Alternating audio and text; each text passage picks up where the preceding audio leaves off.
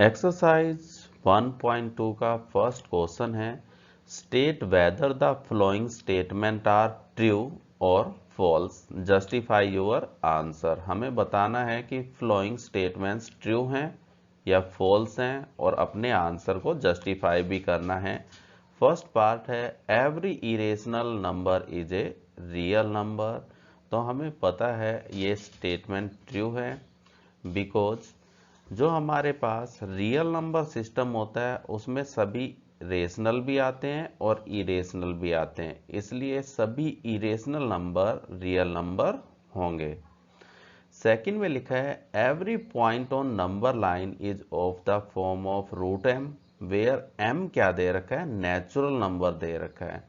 तो हमें पता है कि every point on number line is a real number which is rational भी हो सकता है और वो इरेशनल भी हो सकता है। तो यहाँ से हम एक नंबर लाइन ड्रॉ करते हैं, इसके ऊपर ये √2 होगा, √3 होगा। लेकिन अगर हम बात करें नेगेटिव नंबर्स की -3, -4, -7/8, ये सभी के सभी नंबर्स भी क्या होते हैं, रियल नंबर होते हैं, लेकिन इनका स्क्वायर रूट m की फॉर्म में लिख पाना पॉसिबल नहीं है जहां पे m एक नेचुरल नंबर हो। तो ये फॉल्स रहेगी स्टेटमेंट। थर्ड में कहा जा रहा है every real number is a irrational number. हमें तो पता है कि जो रियल नंबर होता है उसे लिखा जा सकता है रेशनल और इरेशनल नंबर्स की फॉर्म में, सभी मिलके रियल नंबर बनाते हैं। तो ये भी स्टेटमेंट आपके पास फॉल्स रहेगी because rational number are also the real number. सिर्फ आपके पास रेशनल नंबर ही रियल नहीं होते, इरेशनल भी रियल होते हैं। तो इसलिए एवरी रियल नंबर सिर्फ इरेशनल नहीं हो सकता, वो रेशनल भी होते हैं। तो इसलिए ये स्टेटमेंट आपके पास फॉल्स रहेगी।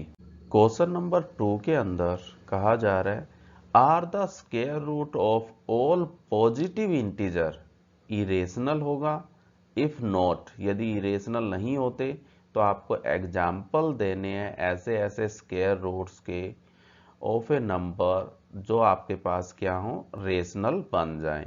तो इसके लिए हम लिखें no square root of all positive integer are not irrational. तो ऐसे एग्जाम्पल दे देते हैं जिनके स्क्वायर रूट आपके पास क्या बने, पॉजिटिव रेशनल नंबर्स बन जाएंगे। जैसे √4 लिया तो इसकी वैल्यू आएगी 2, 2 को लिखा जा सकता है 2/1, ये भी एक रेशनल नंबर है। 9 को 3/1, 16 को 4/1, 25 को 5/1 लिखा जा सकता है क्योंकि स्क्वायर रूट ऑफ 25 5 आएगा। इसी तरह से आप और भी एग्जाम्पल्स दे सकते हो, इनमें से कोई भी एक एग्जाम्पल दे दीजिए, काफ़ी है क्वेश्चन के लिए। √5 को हम रिप्रेजेंट करना चाह रहे हैं ऑन ए नंबर लाइन।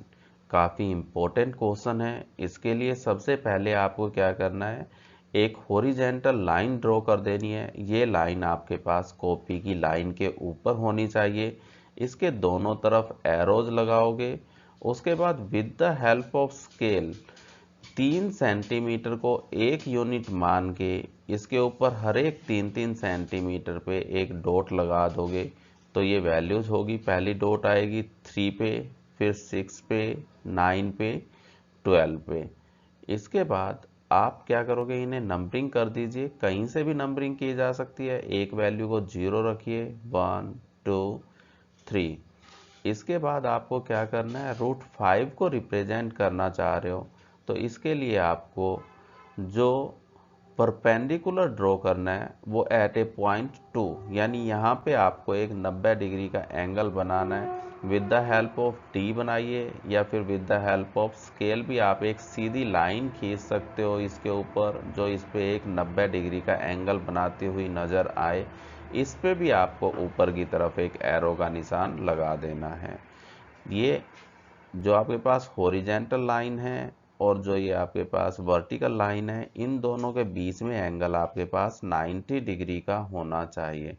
इसके बाद आप कंपास लोगे और हमने एक यूनिट बराबर 3 सेंटीमीटर माना है, तो उसे 3 सेंटीमीटर के इक्वल मेजर करके 2 पे रख के एक आर्क लगा देंगे।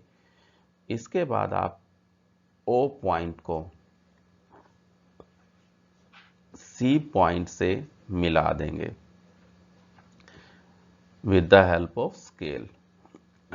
कंपास की हेल्प से ओ से लेके सी तक कंपास को खोलेंगे और ओ पे रखते हुए एक आर्क लगाएंगे जो आपके पास आपकी रियल लाइन को डी पॉइंट पे कट करेगी। ये डी पॉइंट ही आपके पास √5 होगा, क्योंकि O से लेके C की जितनी डिस्टेंस है और O से लेके D की जितनी डिस्टेंस है वो आपके पास √5 है। इसके अंदर हमने पाइथागोरस थ्योरम यूज किया है। पाइथागोरस थ्योरम हमें कहती है कि हाइपोटेन्यूज इज इक्वल टू होता है बेस का स्क्वायर प्लस परपेंडिकुलर का स्क्वायर। हाइपोटेन्यूज यहाँ पे क्या किया हमने बेटा, बेस को 2 सेंटीमीटर लिया, यहाँ से लेके यहाँ तक आपके पास बेस 2 सेंटीमीटर है और परपेंडिकुलर इसके अंदर 1 सेंटीमीटर है। तो बेस की जगह 2 रखा, 2 का स्क्वायर प्लस 1 का स्क्वायर, वैल्यू बनी 4 प्लस 1, तो ये हो गया आपके पास 5। तो यहाँ से O से लेके C तक की डिस्टेंस आपके पास √5 है और O से लेके आपके पास D तक की डिस्टेंस भी √5 होगी। एग्जाम्पल है कि √2 को आपको रिप्रेजेंट करना है on a number line. Exercise 1.2 से पहले ही आपके पास एग्जाम्पल दे रखा है। इसके लिए क्या करोगे, आप एक लाइन लोगे, ये लाइन आपको कॉपी की लाइन के ऊपर ही खींचनी है, दोनों तरफ एरो लगा देने हैं और स्केल की हेल्प से 3 सेंटीमीटर को एक यूनिट एज्यूम करते हुए इसके ऊपर आप पॉइंट्स लोगे। इसके बाद इन पॉइंट्स में 0, 1, 2 कर लेंगे। हमें ड्रॉ करना है √2। √2 के लिए आप क्या करोगे, एक परपेंडिकुलर का मतलब है 90 डिग्री का एंगल बनाती हुई एक लाइन खींचनी है 1 के ऊपर। डी की हेल्प से हम एक पॉइंट ले लेते हैं जो 90 डिग्री का एंगल बना रहा है, यहाँ से होती हुई एक लाइन खींचेंगे, इस पे भी एक एरो का निशान लगाएंगे। With the help of scale या फिर कंपास की हेल्प से 3 सेंटीमीटर की यहाँ पे आर्क लगाएंगे इस परपेंडिकुलर लाइन के ऊपर। इसके बाद आपके पास जो ये पॉइंट है C, इस C पॉइंट को O पॉइंट से मिला देंगे with the help of scale. ये आपके पास यहाँ से लेके यहाँ तक की डिस्टेंस √2 होगी। With the help of compass यहाँ से लेके C तक मेजर करेंगे और एक आर्क लगा देंगे जो आपके पास रियल लाइन को कट करेगी पॉइंट D पर। ये D आपके पास होगा √2। इसके अंदर हमने पाइथागोरस थ्योरम यूज की है जो होती है h is equal to square root of b का स्क्वायर प्लस p का स्क्वायर। यहाँ पे जो बेस है O से लेके A तक ये भी 1 है और परपेंडिकुलर है ये भी आपके पास 1 है। तो B की जगह भी 1 रखना है, P की जगह भी 1 रखना है। 1 का स्क्वायर हमें पता है 1 होता है, 1 प्लस 1 आपके पास होगा 2। तो हाइपोटेन्यूज बन जाएगा स्क्वायर रूट ऑफ 2। इसी तरह से आप √3 को भी ड्रॉ कर सकते हो। उसके लिए आपको क्या करना होगा, √2 के ऊपर एक और स्ट्रेट लाइन खींचेंगे, 3 सेंटीमीटर की यहाँ आर्क लगाएंगे, O से इसे मिलाएंगे और O पॉइंट से लेके यहाँ से एक आर्क खींच देंगे, जहां पे भी ये कट करेगी वो आपके पास √3 होगा। ये आपको अपने आप करना है। Thank you.